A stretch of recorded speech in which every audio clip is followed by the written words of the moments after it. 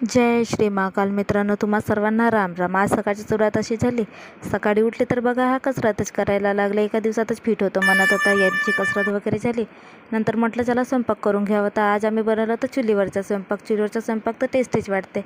नंतर ह्या दोघांची आंघोळी सुरू होत्या चकलस करत करत. जेवण वगैरे केलं आणि मस्तपैकी तयार होऊन मंदिरामध्ये गेलं.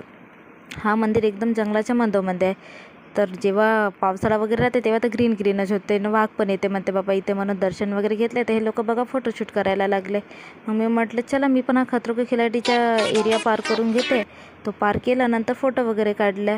गाडीमध्ये बसलो आणि निघालो मामाच्या घरी जायला. तर बघा माझ्या मामाच्या पोरीनं मस्त आमच्यासाठी नाश्ताच बनवून टाकला बाप्पा. पोहे आणि आंबे पण आणून ठेवले. ते आंबे तर मला खूप आवडते म्हणून म्हटलं चला आधी आंबे खाऊन घेते.